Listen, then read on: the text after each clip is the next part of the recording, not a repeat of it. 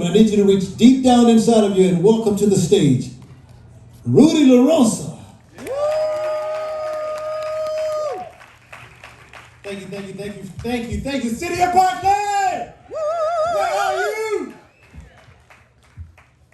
Thank you for that great intro, and thank you for the amazing City of Parkland and Mayor Walker for the great opportunity to be in celebration of the extraordinary life of Dr. Martin Luther King.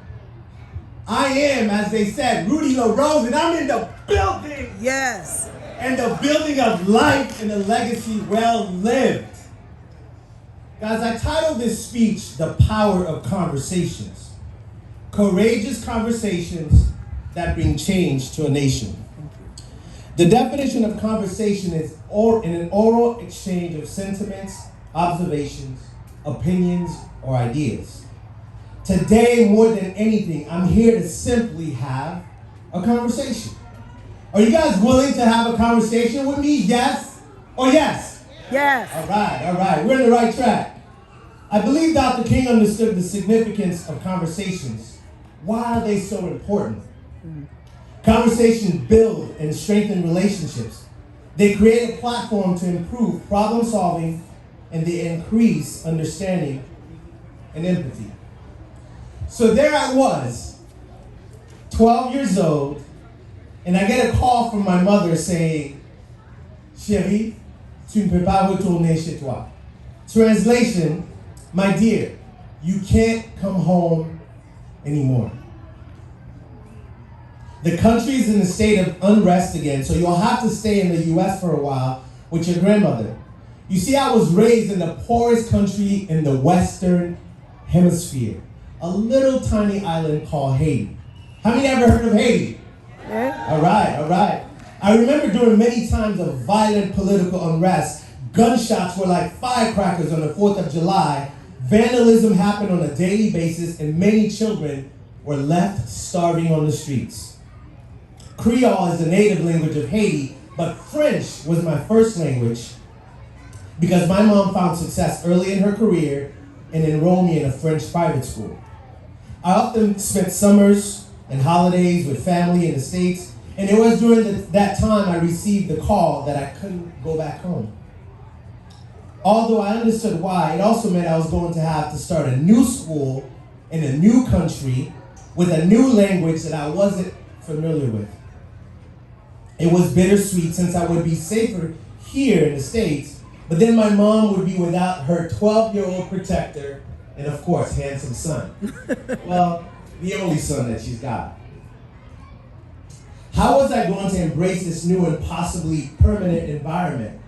Back at my school at home, I had many friends, but now I was worried about connecting with strangers in a new country. Before I continue, how many of you love talking? How many of you love talking? Yeah, me too. Now, how many of you think the person next to you loves talking about themselves? Wait, don't raise your hand. Don't raise your hand. Don't raise your hand. I see you, Michael. Don't raise your hands. I'm trying to keep you guys out of trouble. Have you ever had moments when you've had some incredible conversation from the most unsuspecting people? I'm talking about the kind of conversation that left you understanding them and in their world better, and perhaps may have changed your life. In my understanding of the great Dr. King, he knew how to have conversations, courageous conversations. He said that our lives begin to end the day we become silent about the things that matter. He knew that courageous conversation could change the trajectory of an entire nation. So there I was, the new kid on the block, without any step-by-step. Y'all see what I did there, you 90s babies? Okay, now let's get back to the story. As I was saying, no sort of guidance as to how to create connections with strangers. I was placed in a class with other kids of immigrant parents from Colombia, Brazil, Italy, China, and of course Haiti. Now in the 90s, guess what? It was not cool to be Haitian, let me tell you. Those kids used to make fun of you and called you names. And so I started being ashamed about who I was, where I came from, and how I sounded. I thought connecting with my Haitian classmates perhaps would be enough, but speaking in our native language was out of the question. I was too afraid of the backlash from other kids, and so without conversation, I couldn't feel a sense of belonging with them. As I made my cultural rounds, I saw another group of kids that attended regular classes, but I didn't look anything like them. And trying to fit in, they also were trying to figure out, well, where is this kid from?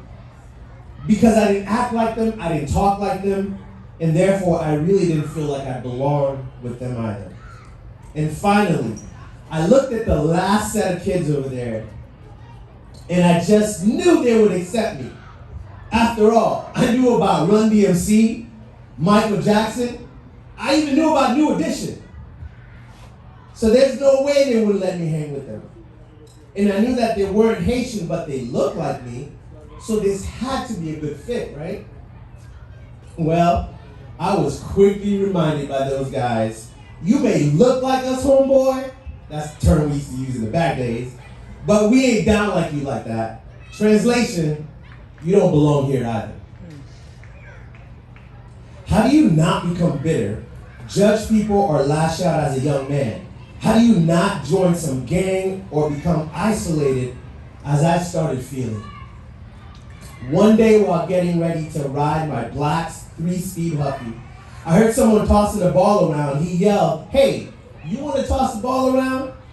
I accepted, of course, and we started talking about our favorite movies, video games, and before long I was bumping to "Do You Look Like a Lady?" Guns N' Roses and Extreme. I taught him what "sac passe" means, which is what's up, in Creole, and we began exchanging culture and developing an appreciation for one another, all through courageous conversation.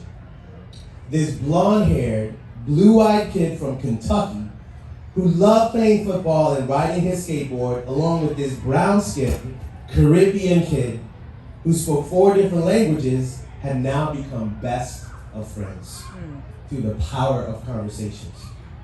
From that time, I've been having courageous conversation with different cultures all over the world, from that little class in Davie, Florida, to serving on a U.S. Navy aircraft with over 6,000 people, an experience that had lasted me a lifetime, and to now being with you all today.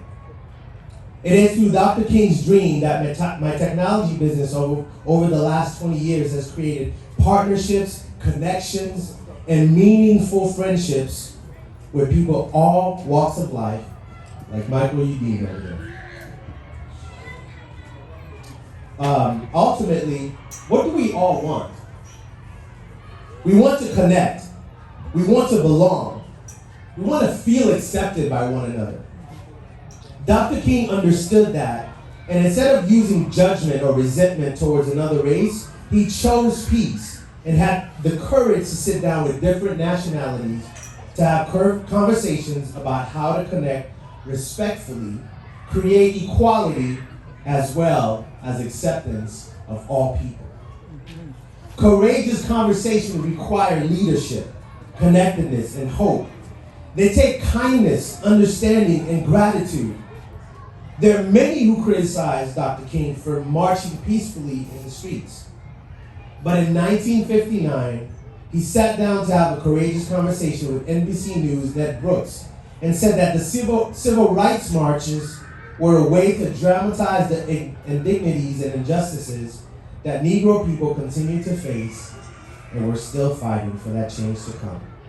It was in 1961 that Dr. King had a courageous conversation with Lawrence Spivak, saying he had no idea that at 32 years old, he would be catapulted to the level of leadership and lead the civil rights struggle of the United States. And lastly, who can forget his famous "I Have a Dream" speech, where he had a courageous conversation with America about equality, liberty, and justice. And I quote, when we allow